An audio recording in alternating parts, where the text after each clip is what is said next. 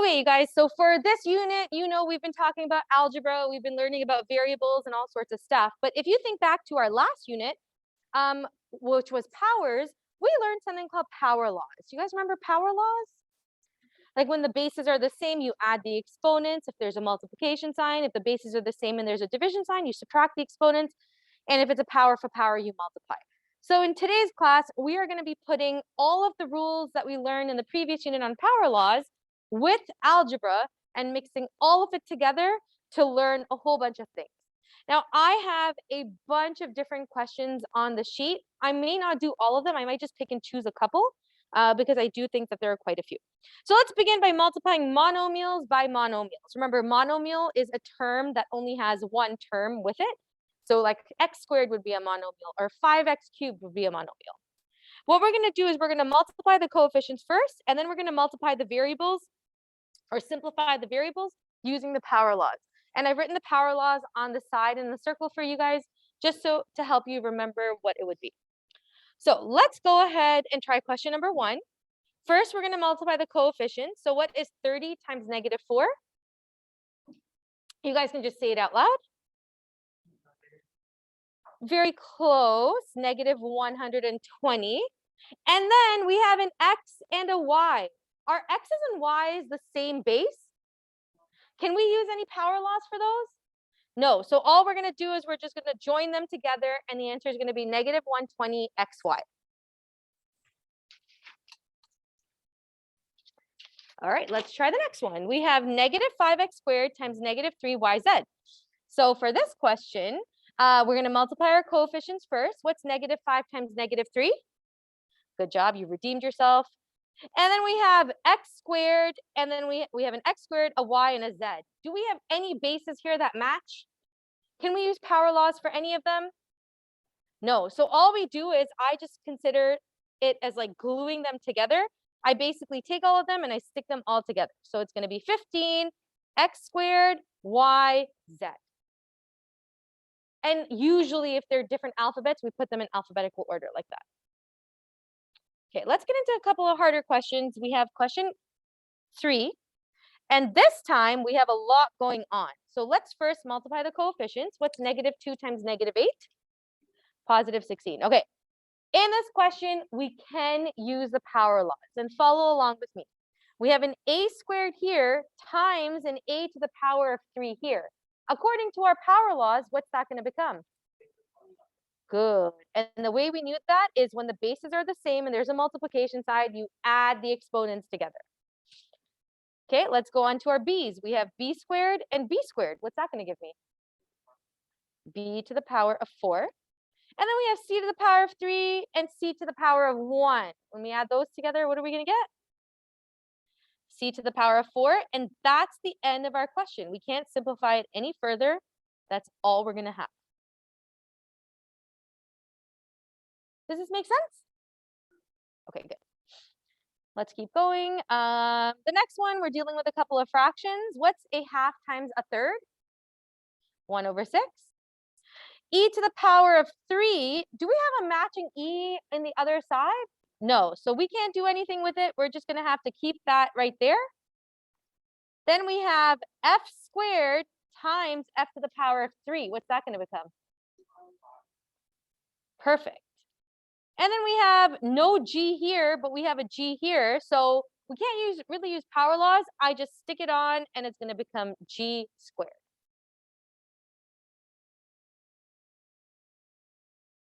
Let me know if I'm going too fast, but I feel like we're getting it. So I'm just going to keep going. Question 5. We have 3 terms, but that's okay. We're just going to use the exact same rules. What I like to do, though, is anytime I have an exponent of 1, just to remind myself that that's an exponent of 1, I'm going to go ahead and write little 1s on every single letter to remind me that that's not a 0, it's actually a 1. Okay, let's multiply all the coefficients. We have negative 1 times 2 times negative 2. What's that going to give me overall? Positive 4. Good. You're quick with this, Sharia. X squared times x to the power of 1 times x to the power of 1. So we're going to add all the exponents together for the x's. What's my grand total going to be? Good job. Y to the power of 1 times y to the power of 2 times y to the power of 1. So what's my grand total? 1, 2, 3, 4. Good. Okay, and how about our z's? Z to the power of 1, z to the power of 1, z to the power of 2. And that'll also be to the power of 4. Emily, question? You figured it out. Okay, last question. I tried to keep this one. Well, last question on this page. We have a number of pages to do, but they're all quick and easy like this one. Whenever you have two fractions, you can always cross reduce. So I'm going to go to the side over here just to figure out what this would be. 8 and 24, I can divide by 8. So this will be a 1 and a 3. 6 and 12, I can divide by 6. This will be a 1 and a 2. So my final answer, once I'm done cross reducing everything, is going to be 3 over 2. Because remember, you're just multiplying. So that's all you're doing. I have a squared. Do I have another a squared that I can use power laws with? No. So I'm just going to keep that a squared as is.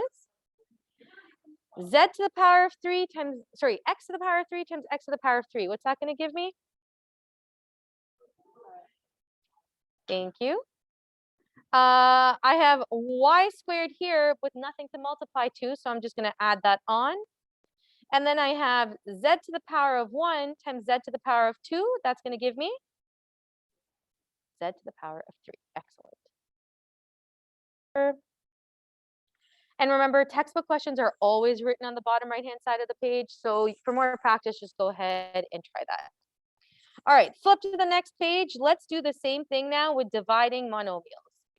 So remember the rules for dividing monomials. You are going to subtract the exponents. So first we're going to divide the coefficients, then we're going to subtract the exponents. Let's go ahead and start with the first one. What is negative 8 divided by 4? I want a little bit more participation, you guys. I want to hear everyone say this so we can get through it a little faster. So we have negative 2, and I'm just going to pause for a second because my program is not. Okay, so negative 8 divided by 4 is going to be negative 2. And now we are going to be subtracting our exponents because it's division. So x to the power of 6 divided by x to the power of 5, 6 take away 5 is, so it's just going to be x to the power of 1. And y to the power of 7 divided by y to the power of 5, that's going to be 7 take away 5, y to the power of 2. Thank you. On to the next one. What's 60 divided by 30? 2. A to the power of 4 divided by a squared. Yep, if you guys don't want to say it out, show it to me in my fingers so I know. B to the power of 3 divided by b to the power of 2. B to the power of 1. C squared divided by c squared.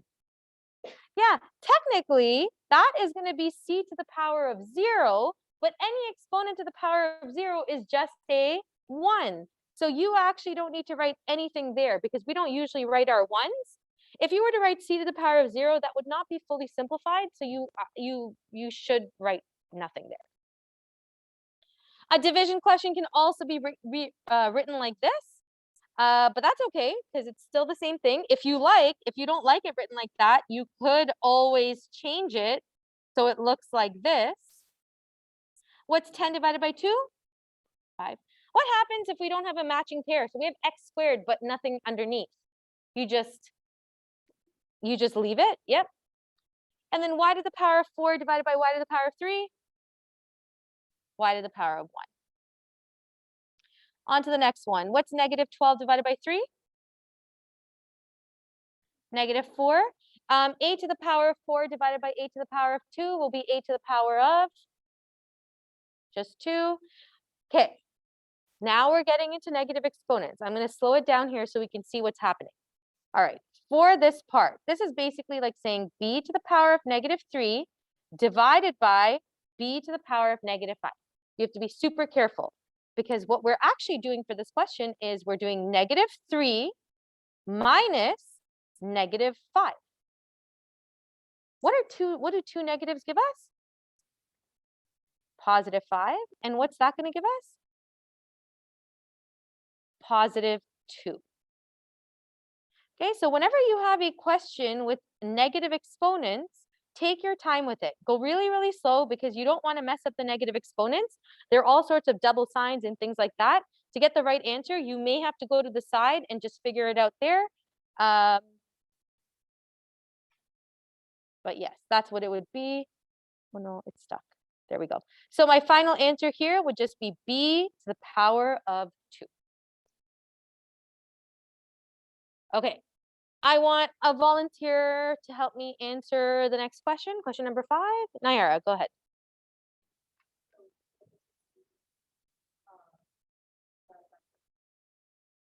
Good.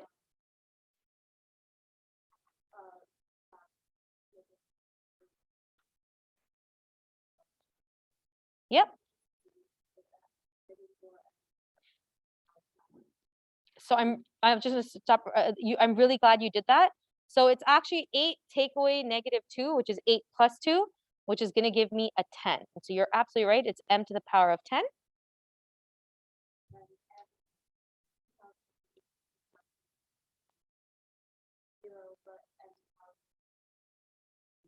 Exactly. And another way to think about it is whenever you have the same number at the top and the bottom, they simplify to just give you a 1, so you don't have to write that down. Perfect. Last volunteer to help me with this final question over here. Question number 6. Priyanka, go ahead. What's 20 divided by 30? Yeah, sometimes you're going to have fractions that don't end up being whole numbers. All you can do is simplify the fraction. So we can divide the top and the bottom by 10, and we can get 2 over 3. Good. Keep going, Priyanka.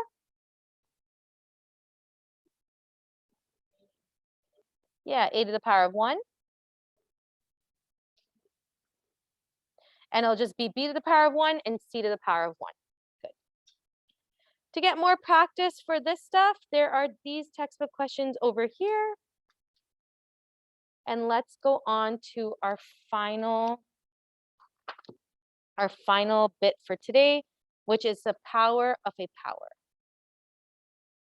Okay, so to remind you of a power laws, it's right over there, right over here. So x squared to the power of 4 is just going to be x to the power of 8. So we're going to remember that. The only thing is now the questions are going to get a little bit harder. So for the first one, what would that be? X to the power of 3 all to the power of 2.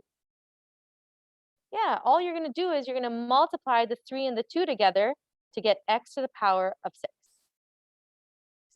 Okay, question 2, that's a little bit trickier because look, we have a 2 in there and then y to the power of 3. So really, what this question is saying is it's 2y to the power of 3 times 2y to the power of 3 times 2y to the power of 3 times 2y to the power of 3.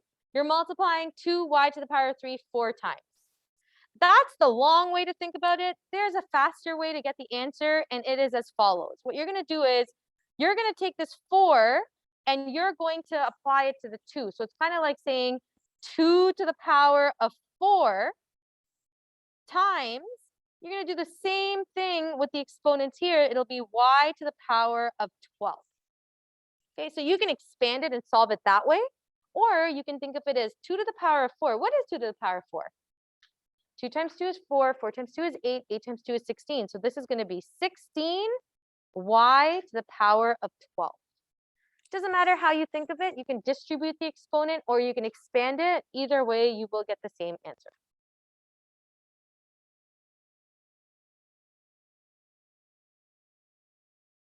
All right, let's try question 3. For question 3, I'm just going to get us to practice distributing the exponent just because I feel that is probably the more efficient way. So we're going to take this exponent 2 and apply it to the third, apply it to the x, and apply it to the square. So what that's going to look like is it's going to be zoomed in a little too much. It's going to be 1 over 3 to the power of 2. We'll solve that in a second. What's x to the power of 3 all to the power of 2?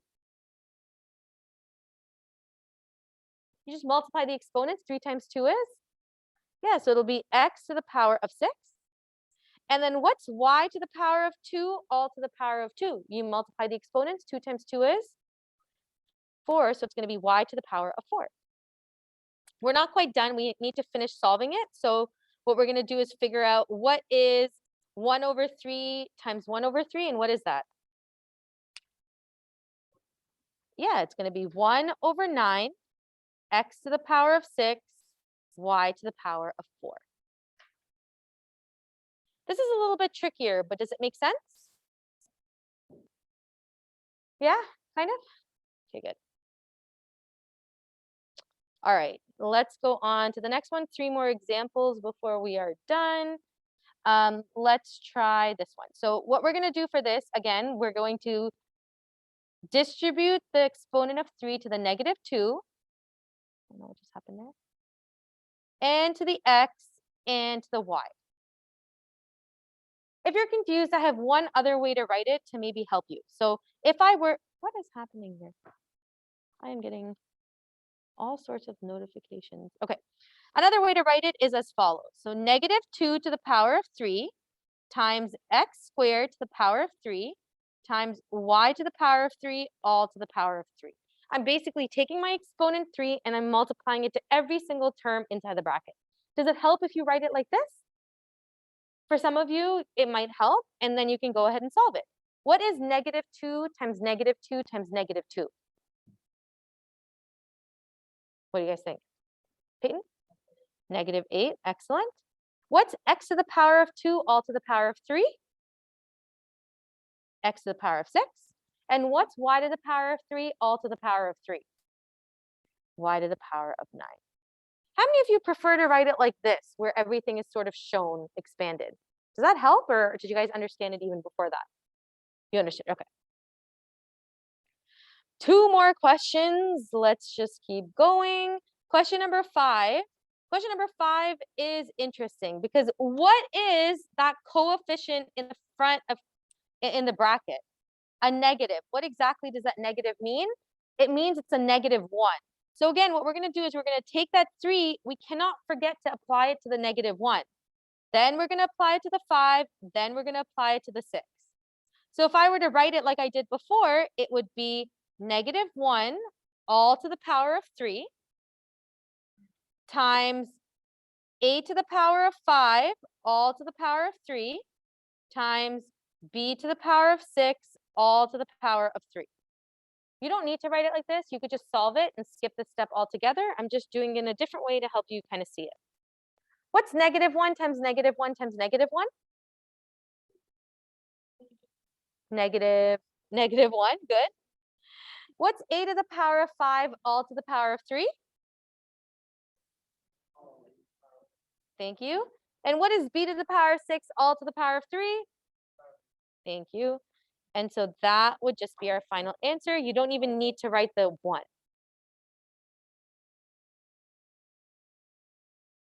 All right, last question, and we're ending off with a little bit of a trick. Does anyone see why this is a little tricky? Because there's a 0, yeah.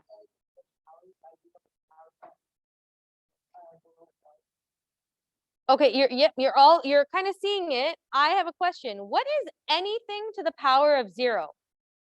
So this entire thing is just going to be the number 1. You don't even need to solve it. You don't need to distribute anything. Any number to the power of 0 or any bracket to the power of 0 is going to give you a 1. So I could give you something super complicated like negative 150, x to the power of 0.86, y to the power of negative 1 over 3, all to the power of 0. If you see something complicated like that and it's to the power of 0, it's supposed to be a little bit of a trick. You're just going to write the number 1 because anything to the power of 0 is a 1. No, it doesn't count for the other one. For the other one, we actually have to go ahead and solve it. So we're going to do them separately. What's s to the power of 3 all to the power of 2? And then what's t to the power of 3 all to the power of 2? You guys, you're getting it. I like it. Okay. And then again, your homework is going to be on the bottom right-hand side of the page. Okay, I'm going to stop the recording here. Just to review, what have we done? We have gone over all the power laws. We've done a bunch of questions. I've given you textbook questions. I'm now going to explain to you what you're doing for that review booklet sheet. Bye, recording.